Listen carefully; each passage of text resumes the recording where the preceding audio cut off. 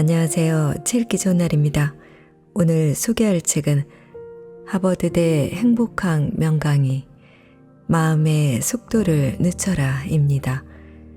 지은이는 장샤오헝, 옮긴 이는 최인혜, 발행은 다연출판사입니다. 이 책은 하버드대학교의 탈벤샤르 교수가 강의한 긍정심리와 행복학을 바탕으로 하고 있습니다.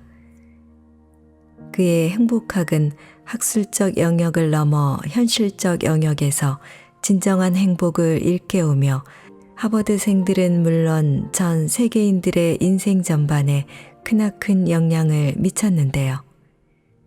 그는 1등만을 추구하는 하버드생들에게 내일의 성취를 위해 오늘의 행복을 포기하지 말라고 가르치고 있습니다. 더 나은 행복을 위해 오늘의 행복을 외면한 채 내일의 행복을 좇는 우리의 모습은 분명 뭔가 잘못되었습니다. 물론 풍족하든 궁핍하든 인간은 언제나 행복을 추구해야 합니다. 일도 휴식도 모두 더 행복해지기 위한 것이죠. 인생살이에서 행복은 가장 궁극적인 목적입니다. 그러나 이 사실을 망각한 채 주객이 전도된 삶을 살 때 우리는 불행해지는 것입니다. 이 책은 행복론을 바탕으로 정말로 지금 행복한 삶을 살고 있는가? 정말로 추구하는 행복이란 무엇인가? 정말로 바라는 행복은 어디에 있는가? 라는 근본적인 물음에서부터 온전히 행복에 이르기까지의 모든 것을 총 5강에 걸쳐 풀어놓고 있습니다. 자, 그럼 지금부터 잠시 책 속으로 들어가 보겠습니다. 오늘도 책 읽기 좋은 날과 함께 즐거운 시간 되세요. 구독, 좋아요, 알림 설정은 사랑입니다.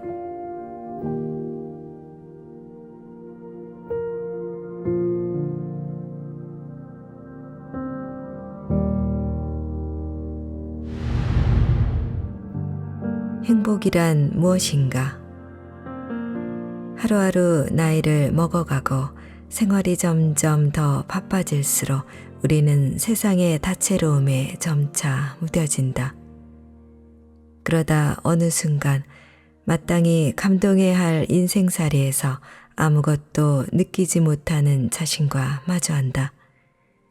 실제로 이 시대의 많은 사람이 행복을 제대로 느끼지 못한 채 살아가고 있다.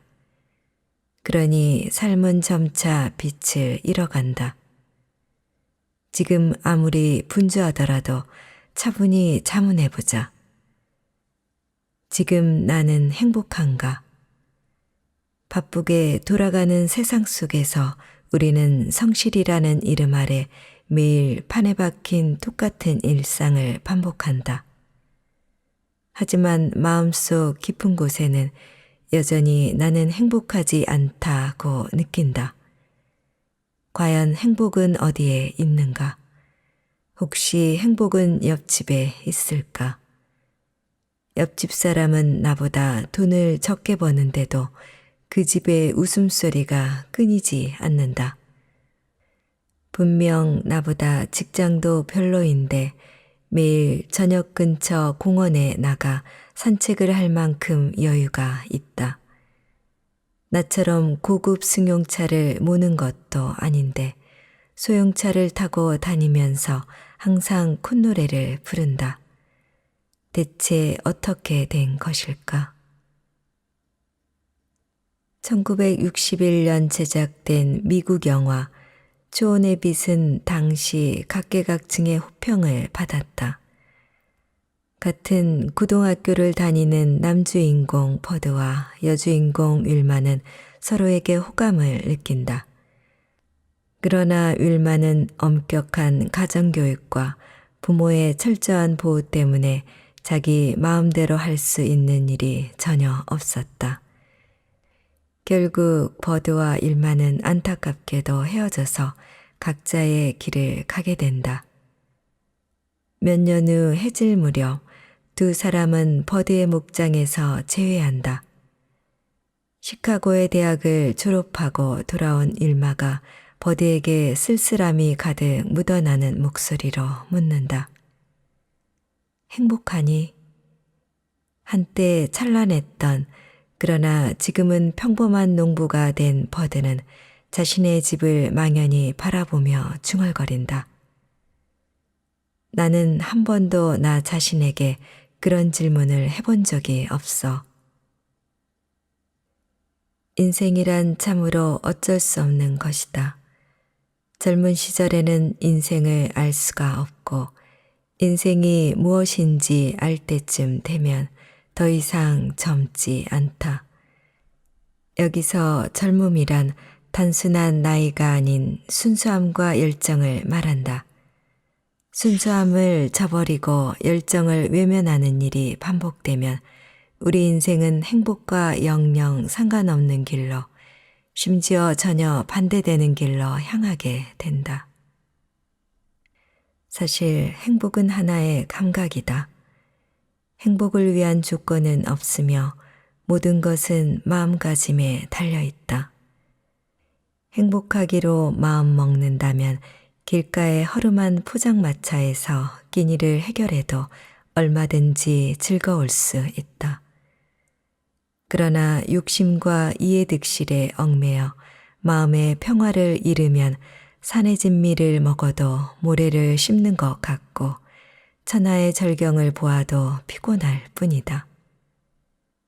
만족할 줄 알면 항상 즐겁다라는 옛말처럼 지나친 욕심만 버린다면 행복을 얻기란 그리 어렵지 않다.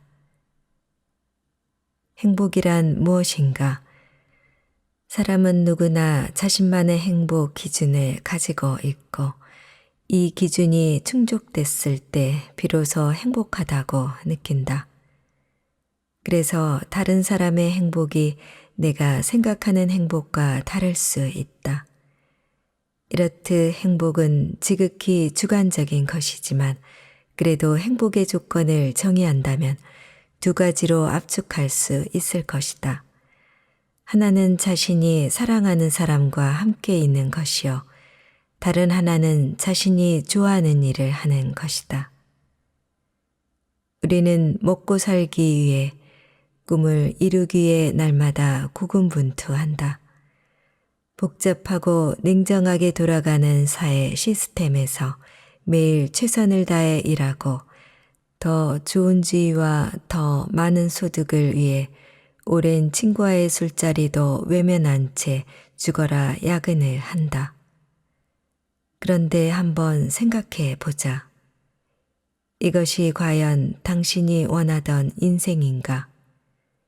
내면의 진실한 목소리는 지금 당신에게 뭐라 말하고 있는가? 나는 행복한가?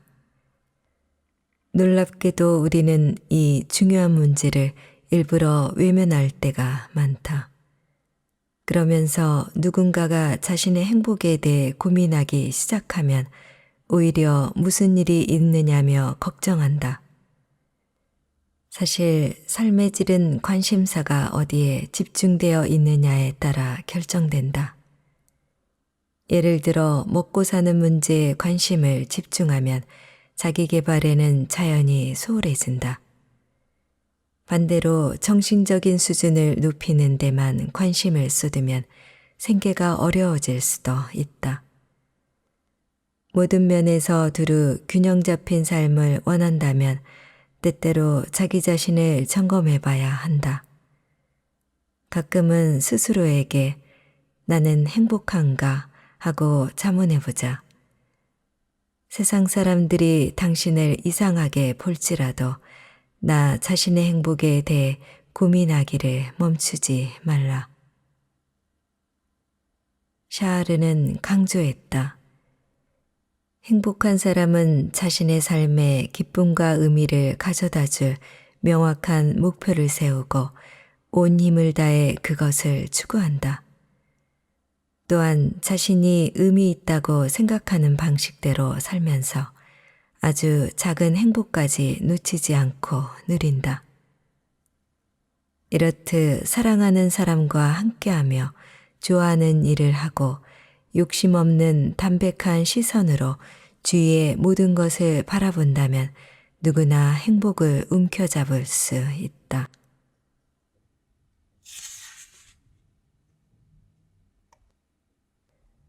불안절한 사람이 행복하다.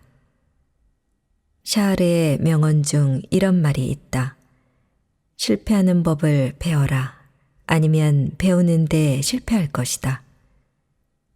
누구나 자신이 남보다 뛰어나고 훌륭하며 우수하기를 바란다. 그러기 위해서는 완벽함이 필수다. 완벽하지 않고서는 다른 사람보다 우위에 설 수 없으니까. 하지만 안타깝게도 완벽한 사람, 완벽한 일이란 이 세상에 존재하지 않는다. 그렇기 때문에 완벽을 행복의 기준으로 삼으면 불행해질 수밖에 없다. 겉으로 완벽해 보이는 사람도 실제 삶을 깊이 들여다보면 여기저기 구멍투성인 경우가 태반이다. 즉, 인간은 태생적으로 불완전하다는 말이다. 심리학적 측면에서 보면 자신이 완벽하지 않음을 인정하는 것은 스스로를 존중하고 직시할 심리적 원동력이 된다. 러시아의 한 심리학자 역시 자신의 약한 부분을 솔직하게 드러내고 인정하는 것은 자아 심리의 가장 강력한 방어라고 서술했다. 그러나 실제 생활에서 자신의 약점을 발견하거나 실수하게 되면 우리는 어쩔 수 없이 자괴감과 자책감에 빠진다. 이렇듯 완벽하지 않은 자신을 책망하거나 부정하는 심리가 있는 한 진정한 마음의 평화와 만족을 얻기란 어렵다. 어느 왕에게 7명의 딸이 있었다. 공주들은 하나같이 아름다웠는데 머릿결이 칠흑 같았고 탐스러웠다. 왕은 딸들의 머릿결이 더욱 아름다워 보이도록 화려한 머리 장식을 각각 100개씩 선물했다. 100개의 반짝이는 머리 장식으로 꾸민 공주들의 모습은 더할 나위 없이 아름다웠다. 그러던 어느 날 아침 잠자리에서 일어나 단장하던 첫째 공주는 머리 장식 한 개가 없어진 것을 알았다. 공주는 크게 상심했다. 한 개가 모자란다는 것은 완벽하지 않다는 뜻 아닌가. 완벽하지 않으므로 더 이상 아름답지도 않았다. 첫째 공주는 고민 끝에 시종을 보내어 둘째 공주의 머리 장식 한 개를 훔쳐오게 했다. 둘째 공주 역시 머리 장식이 사라진 것을 알아차리자마자 셋째 공주의 방에 몰래 들어가 한 개를 가져왔다. 셋째 공주도 머리 장식이 모자라자 넷째 공주의 머리 장식 한 개를 훔쳤다. 이런 일이 반복되자 결과적으로 머리 장식이 부족해진 사람은 막내 공주였다. 하지만 막내 공주는 99개의 불완전한 머리 장식을 보고 실망하기는커녕 오히려 기뻐하며 말했다. 99개라니 99는 영원함을 의미한다잖아. 나에게 뭔가 좋은 일이 생기려나 봐. 다음 날 이웃나라의 멋진 왕자가 머리 장식 한 개를 들고 왕을 찾아와 말했다. 이것은 이 나라의 7공주님 중 한 분의 머리 장식입니다. 부디 이 머리 장식의 주인과 결혼할 수 있도록 허락해 주십시오. 머리 장식이 한 개 부족했던 막내 공주는 그 왕자와 결혼해서 행복하게 살았다. 사람들은 왜 부족한 것을 보면 어떻게든 채우려고 애쓸까? 머리 장식 100개가 다 있어야 완벽한 인생이고 한 개가 모자라면 망친 인생인가? 어쩌면 한 개가 모자란 덕에 더욱 좋은 일이 생길 수도 있지 않은가? 신은 우리의 인생에서 한쪽 문을 닫을 때 다른 쪽 창문을 열어둔다. 그런데 그 열린 창문을 보지 않고 굳게 닫힌 문만 바라보며 슬퍼한다면 고통 속에 뒹굴다 자신을 잃게 될지도 모른다. 칼릴 지브라는 말했다. 성공한 사람은 반드시 두 개의 마음을 갖고 있다. 하나는 사랑하는 마음이고 다른 하나는 받아들이는 마음이다. 자기 자신의 부족함마저 받아들이지 못한다면 다른 사람을 어떻게 받아들이겠는가? 또 세상이 주는 갖가지 시험과 어려움을 어떻게 수용하겠는가? 자기 자신조차 감싸지 못하면서 어떻게 이 세상을 사랑하고 진정한 행복과 아름다움을 찾아 누리겠는가? 에이브레임 링컨이 대중 앞에서 취임 연설을 할 때였다. 분위기가 한창 고양되었을 즈음 링컨을 못마땅하게 생각하던 누군가가 크게 소리쳤다. 잊지 마시오, 링컨. 당신은 한나 구두수성공의 아들일 뿐이라는 사실을. 장내는 일순간 침묵에 휩싸였다. 잠깐의 정적 후 사람들은 너무 심한 인신공격 아니냐며 저마다 수군댔다. 그러나 정작 당사자인 링컨은 의연하게 말했다. 그렇습니다. 저는 구두수성공의 아들입니다. 안타깝게도 저희 아버지는 이미 세상을 떠나셨지만 만약 당신의 구두가 망가진다면 제가 고쳐드릴 수 있습니다. 하지만 죄송하게도 아버지가 하시는 것처럼 멋지게 고칠 수는 없을 것 같군요. 저희 아버지는 그만큼 훌륭한 분이셨습니다. 링컨의 대답에 사람들은 힘껏 박수를 쳤다. 자신의 불완전함을 용감하게 인정하고 솔직한 태도로 삶을 대할 때 우리는 존중과 인정의 박수갈채를 받고 내면에서 우러나는 진정한 기쁨까지 얻을 수 있다. 인생에는 빛과 그림자가 끊임없이 교차한다. 그림자는 없고 빛만 있다면 빛이 아름답다는 사실을 어찌 알겠는가? 완벽한 사람은 무언가를 간절히 바라고 추구하는 마음이나 마침내 그것을 얻었을 때 환희를 평생 알 도리가 없다. 어쩌면 부족함이 있기에 비로소 완전함을 이루어갈 수 있는지도 모른다. 타인의 불완전함을 받아들일 때 우리는 계속되는 삶에 감사하는 마음을 가질 때 우리는 진정으로 완전해질 수 있다. 사랑하고 용서할 수 있는 용기를 가져라. 다른 이의 행복을 위해 자신의 마음을 기꺼이 베푸는 아량을 배워라. 자신을 둘러싼 모든 사랑을 소중히 여기고 감사하라. 그러면 언제까지나 행복한 사람으로 살 수 있을 것이다. 예전에 나는 존경받는 교수가 되기 위해 학생 앞에서는 늘 완벽하고 흐트러지지 않은 모습만 보이려 애썼다. 그러나 얼마 지나지 않아 그것이 완전히 잘못된 방법임을 깨달았다.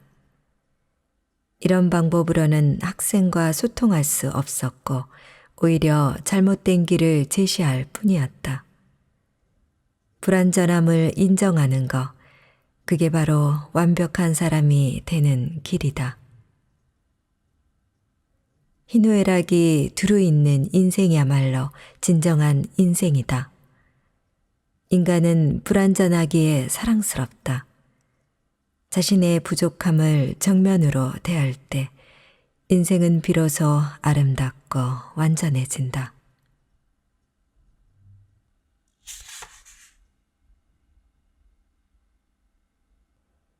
이를 통해 인생의 참 재미를 찾아라. 미국의 서교왕 록펠러는 아들에게 보내는 편지에 이렇게 썼다. 사랑하는 아들아, 만약 내가 이를 기쁨으로 생각한다면 내 인생은 천국과 같을 것이다. 그러나 만약 이를 음으로 생각한다면 인생은 곧 지옥이 될 것이다. 똑같은 일, 똑같은 직장이어도 어떤 마음가짐으로 대하느냐에 따라 결과는 천지 차이다. 어떤 사람은 이를 지겨워한다.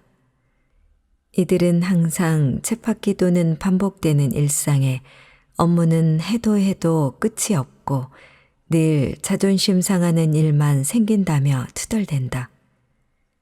게다가 상사는 괜한 트집을 잡고 동료는 이기적이라고 생각하니 일이 즐거울 리 없다. 반면 어떤 사람은 일하러 갈 때부터 콧노래를 부른다. 동료들과도 즐겁게 인사를 나누고 혹시 업무상 비난을 받아도 오히려 고마워한다. 자신의 잘못을 바로잡을 공짜 레슨을 받았다고 생각하기 때문이다. 록펠러의 말처럼 이들에게는 일하는 것이 기쁨이다. 일은 신이 우리에게 준 특별한 선물이며 선택받은 자만이 누릴 수 있는 권리다. 이 사실을 받아들이고 인정하는 순간 이를 대하는 우리의 마음가짐에 커다란 변화가 생기기 시작한다. 아나운서로서 라디오 방송국에 갓 입사한 안나가 맡은 일은 프로그램 소개와 표준 시보 알림이었다. 처음에는 안나도 열정을 가지고 일했다. 그러나 단순한 업무를 하루에도 몇 번씩 똑같이 반복하다 보니 어느새 조금씩 지쳐갔다. 거기에 동료들과 잘 어울리지도 못하면서 일이 점점 더 힘들고 부담스러워졌다. 그러던 어느 날 반짝이는 아이디어가 그녀의 뇌리를 스쳤다. 틀에 박은 듯한 멘트에 나만의 개성을 실어보면 어떨까? 비록 다른 사람이 쓴 원고이지만 나의 마음을 담아볼 수 있지 않을까? 자신의 업무를 꼼꼼히 점검해본 안나는 저녁 시간대 프로그램을 소개하기 전 약 10초 정도를 마음대로 쓸 수 있다는 사실을 발견했다. 그날 이후 안나는 그 10초를 적극적으로 사용하기 시작했다. 어제 저녁 뉴욕에는 바람이 많이 불었습니다. 오늘은 눈이 많이 와서인지 바깥 풍경이 매우 아름답네요. 국립공원에는 벌써 단풍이 한창입니다. 10초는 비록 짧은 시간이었지만 일에 대한 안나의 마음가짐을 바꿔놓기에 충분했다. 하루에 한마디뿐이었지만 오늘은 또 어떤 말을 할지 생각하는 동안에 일 자체가 즐거워진 것이다. 그녀는 조금씩 예전의 명랑함을 되찾았다. 주변의 친구들 역시 그녀의 변화를 매우 기쁘게 받아들였으며 응원을 아끼지 않았다. 게다가 안나의 멘트가 청취자에게 좋은 반응을 얻으면서 방송국에서도 그녀의 노력을 인정하고 좀 더 중요한 일을 맡기기로 했다. 곧 안나는 뉴스 진행자로 발탁되었다. 샤르는 세상의 명예와 이익에 대한 편견을 벗어난다면 행복은 모두에게 평등하다고 말했다. 또한 일에 대한 선입견을 바꿀 것을 제안했는데 이는 일과 고통을 하나로 생각하는 나쁜 습관이 일에서 얻을 행복감에 심각한 악영향을 끼치기 때문이라는 것이다. 이를 책임이 아니라 특권으로 생각한다면 우리는 더욱 행복해질 뿐만 아니라 일에서도 더 좋은 성과를 낼 수 있다. 행복은 마음가짐에 따라 결정된다. 지금 일 때문에 힘들고 괴롭다지만 어느 날 갑자기 이 특권을 빼앗긴다면 어떻겠는가? 자신을 힘들게 하던 일이 사라졌으니 행복할까? 지금 당장 아무 일도 하지 못하고 있는 사람에게 일하지 않으니 행복하냐고 묻는다면 과연 행복하다고 답할까? 아마 그렇지 않을 것이다. 때로 어떤 것을 잃어버리고 나서야 그 가치를 깨닫는다. 일도 그중 하나다. 한 청년이 산을 오르다가 등산로 계단을 청소하고 있는 노인을 만났다. 깡마른 노인은 이미 70살이 넘었지만 여전히 매일 등산로를 청소하고 있다고 했다. 청년은 자신이 지금까지 올라온 계단과 산 정상으로 이어지는 계단을 번갈아 바라봤다. 위아래로 좋게 1600가 넘는 계단이 쭉 이어져 있었다. 워낙 가파르고 험해서 오르다가 중도에 포기하는 사람이 절반을 넘을 정도로 악명 높은 계단이었다. 청년은 믿을 수 없다는 듯 물었다. 이 계단을 매일 청소하신다고요? 굉장히 힘드실 텐데요. 하지만 노인은 별거 아니라는 듯 대답했다. 그렇지도 않다네. 아침에 올라가면서 한 번, 저녁에 내려오면서 한 번 쓸면 그만인걸. 계단을 쓸다가 피곤하면 잠시 쉬기도 하고 그러면서 멋진 풍경도 구경하는 게지. 이렇게 쉬엄쉬엄 일하는데 힘들 게 뭐 있겠는가. 청년이 깜짝 놀란 표정을 짓자 노인은 미소를 지으며 말했다. 사실 나는 진즉 퇴직해서 고향으로 돌아갔어야 했네. 하지만 아직도 이곳에 남아 일하고 있지. 아쉬운 점은 없다네. 매일 맑은 계곡물을 마시고 직접 기른 채소를 먹으며 신선한 공기를 들이쉴 수 있으니까. 게다가 꽃과 새가 친구가 되어주니 더더욱 아쉬울 것이 없지. 계단을 청소하는 노인이 고된 일을 하면서도 늘 편안하고 쾌활할 수 있었던 이유는 자신의 일을 단조롭고 힘든 것으로 보지 않고 다른 사람은 가지지 못한 자신에게만 주어진 특권으로 생각했기 때문이다. 그의 말대로 맑은 계곡물, 직접 기른 채소, 신선한 공기, 사랑스러운 꽃과 새는 아무나 누릴 수 있는 권리가 아니다. 특히 우리 같은 도시인에게는 말이다. 이 세상에 존재하는 모든 일에는 저마다 특별한 의미가 있다. 다만 우리가 스스로를 틀 안에 가두고 편협한 시각을 버리지 못했기에 보는 것마다 무의미하고 재미없어 보일 뿐이다. 그 틀을 조금만 벗어나자 일에 숨겨진 여러 즐거움과 장점을 발견할 수 있고 행복과의 거리도 한층 좁혀질 것이다. 영화 포레스트 검프에서 주인공의 어머니는 이렇게 말한다. 인생은 초콜릿 상자와 같단다. 실제로 먹어보기 전까지는 어떤 맛이 걸릴지 아무도 몰라. 주인공 포레스트 검프는 지능이 약간 떨어진다. 아마도 어머니는 그가 인생의 행복을 향해 용감히 나아가기를 바라는 마음으로 이런 말을 한 게 아닐까. 우리는 매일 일을 하며 살아간다. 때로는 고되고 바쁜 노동에 몸과 마음이 지치기도 하고 업무상의 문제로 기분이 몹시 상하고 의욕이 사라지기도 한다. 저도 모르게 조금씩 태만해지고 불평불만이 많아지며 불공평한 상사를 욕하거나 자신보다 잘난 동료를 시기한다. 여러 이유 때문에 일에만 전념할 수 있는 마음이 사라지는 것이다. 화를 내고 인상을 찌푸려도 하루가 가고 웃으며 즐겁게 일해도 하루가 간다.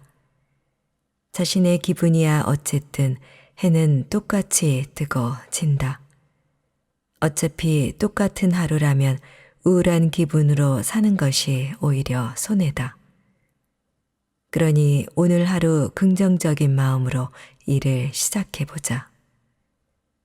같은 환경과 상황일지라도 마음가짐에 따라 전혀 다른 결과가 빚어지기 때문이다. 이것이 바로 인생의 묘미다. 미국 기자가 멕시코의 한 원주민 마을을 취재하러 갔다. 그가 가장 먼저 들른 곳은 마을 시장이었다. 그곳에서 원주민들은 직접 생산한 물건을 가져와 장사하고 있었다. 그중 망고를 파는 할머니가 기자의 눈길을 끌었다. 망고 한 개의 미국 돈으로 겨우 5센트만 받는데도 오전 내내 몇 개밖에 팔지 못했기 때문이다. 게다가 날씨는 또 얼마나 더운지 나이 많은 노인이 떼아볕을 받으며 힘들게 장사하는 모습을 보자 절로 동정심이 생겼다. 결국 기자는 자신이 나서서 할머니의 망고를 전부 사들이기로 했다. 하지만 막상 기자가 망고를 다 사겠다고 말했을 때 할머니는 기뻐하기는커녕 의아한 얼굴로 이렇게 말했다. 이걸 당신한테 다 팔라고요. 그럼 나는 오후에 뭘 하라고요? 인생을 누릴 줄 아는 사람은 어려운 상황에서도 기쁘고 긍정적인 마음을 잃지 않는다.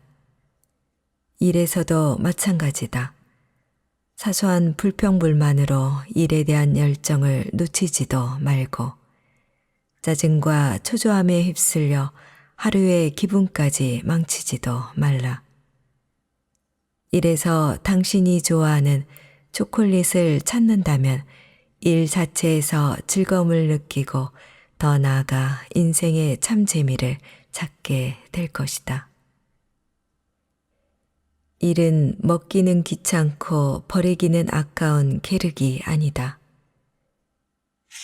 기꺼운 마음으로 하지 않는다면 아무리 대단한 일을 한다 해도 자신에게는 전혀 도움이 되지 않는다. 사람 대부분은 일생에 많은 시간을 일하며 보낸다. 어차피 해야 할 일이라면 그 속에서 즐거움과 행복을 찾아야 하지 않을까. 어쩌면 바로 여기에 행복한 인생을 사는 비결이 숨어 있을지도 모른다. 다음은 마이크로소프트의 인재 채용 담당자의 말이다.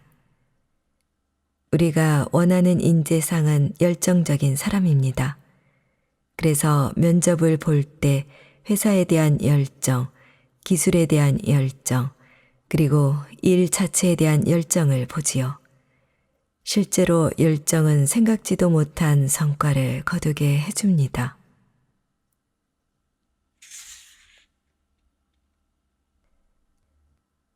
감사하면 복이 온다. 행복은 감사하는 마음을 갖는 것이다. 그리고 건강, 진심을 다할 수 있는 일, 자신을 깊이 사랑하는 배우자를 갖는 것이다. 감사하는 마음을 첫 번째로 꼽은 것을 보면 글을 쓴 사람은 틀림없이 감사가 얼마나 중요한지를 잘 아는 사람일 것이다. 그렇다. 감사할 줄 아는 사람은 삶이 자기 뜻대로 흘러가지 않을 때도 초연함과 미소를 잃지 않고 여전히 행복을 누린다. 반대로 감사할 줄 모르는 사람은 모든 것이 순조롭게 흘러가고 눈앞에 탄탄대로가 펼쳐져 있어도 만족하고 감사하기는커녕 이를 당연시하며 오히려 불만스러운 부분을 억지로 찾아낸다. 그러니 당연히 행복과도 거리가 멀다.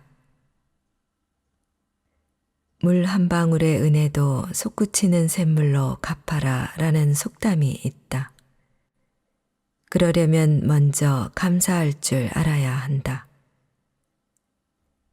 감사는 교양이자 미덕이며 지혜이다. 감사할 줄 아는 사람은 삶의 모든 부분에 감사한다. 날이 쨍하니 맑으면 나들이 가기 좋은 날씨라고 감사하고, 그리고 비가 오면 농작물이 잘 자라겠다며 감사한다. 그러나 감사할 줄 모르는 사람은 날이 맑든 흐리든 매사가 불만스럽고 기분 나쁘다. 아이는 어머니와 크게 싸우고 무조건 집을 뛰쳐나왔다.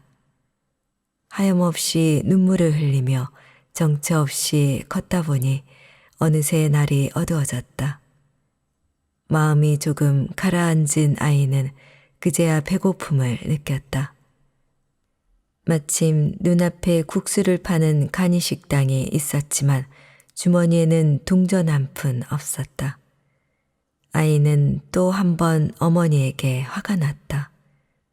그때 간이식당의 여주인이 아이가 머뭇거리는 모습을 보고 물었다.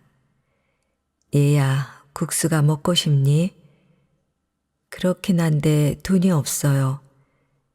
여주인이 웃으며 말했다. 괜찮아. 내가 사는 것으로 하자꾸나. 고 아이 앞에 뜨끈한 김이 피어오르는 국수 한 그릇이 놓였다. 아이는 국수를 먹으면서 저도 모르게 눈물을 흘렸다. 깜짝 놀란 여주인이 이유를 묻자 아이는 울먹이며 말했다. 정말 감사해서 그래요. 아주머니는 저를 처음 보셨는데도 이렇게 잘해주시는데 우리 엄마는 왜 맨날 저를 혼내기만 할까요? 오늘도 엄마랑 대판 싸우고 나왔는데 저를 찾지도 않잖아요. 정말 매정해요. 여주인이 진심 어린 말투로 타일렀다. 얘야, 너는 기껏 국수 한 그릇을 준 나에게도 감사하면서 왜 10년 넘게 너를 길러주시고 매일 밥과 빨래를 해주신 엄마한테는 감사할 줄 모르니.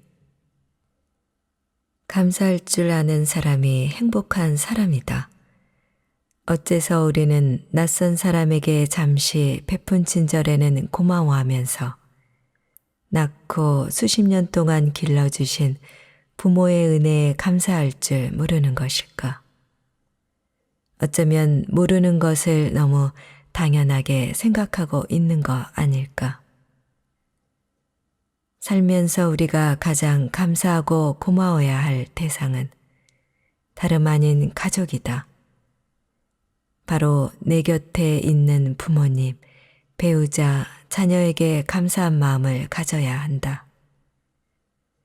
특히 부모님은 나를 위해 많은 것을 희생하고도 아무런 대가도 요구하지 않으신다.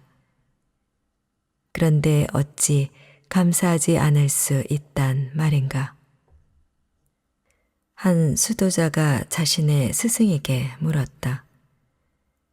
지금 우리 시대의 가장 큰 문제는 무엇이라고 생각하십니까?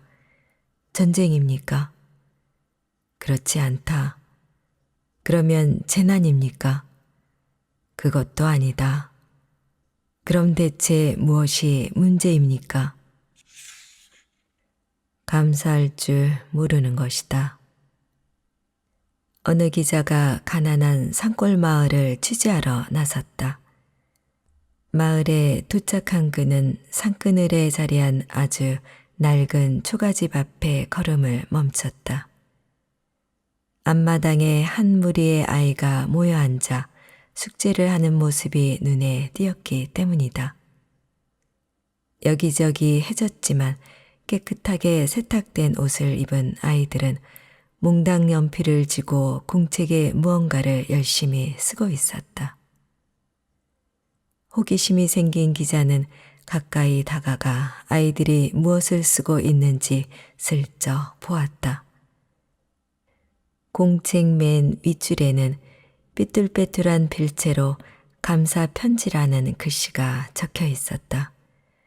기자가 무엇이냐고 묻자 아이들은 기쁜 얼굴로 자신들이 쓴 글을 보여주었다. 향기로운 꽃에 고맙습니다. 푸른 하늘에 고맙습니다. 크고 단 열매를 맺어준 사과나무에게 고맙습니다. 둘째 영에게 고맙습니다. 제게 산수를 가르쳐 줬거든요. 맛있는 만두를 만들어 주신 엄마께 감사합니다. 기자는 깜짝 놀라면서도 깊은 감동을 느꼈다. 그는 해맑게 웃는 아이들의 얼굴을 보며 행복은 감사할 줄 아는 마음에서 비롯된다는 사실을 다시 한번 확인했다. 미국 미시간 대학교 연구센터는 수천 명을 대상으로 10여 년간 추적 조사를 진행했다. 그 결과 감사하는 마음을 가진 사람은 생활 만족도가 높고 평균 수명이 긴 것으로 나타났다.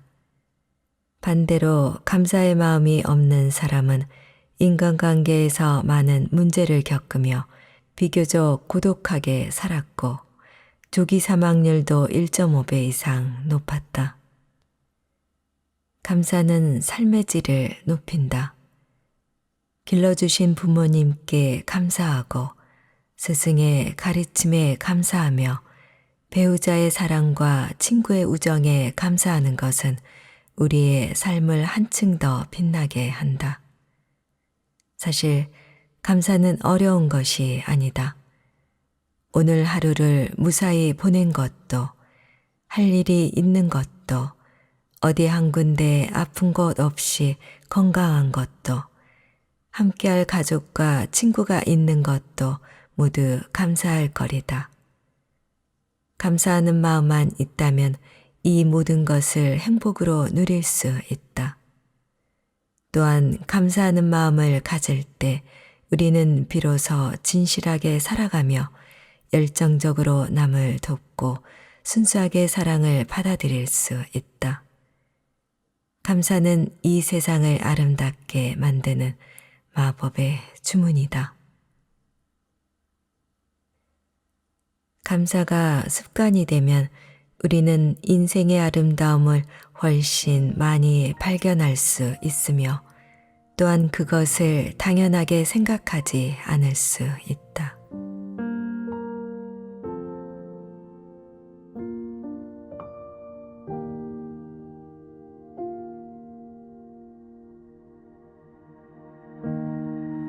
책 읽기 좋은 날 오늘은 마음의 속도를 늦춰라를 보내드렸습니다. 끝까지 함께 해주셔서 감사합니다.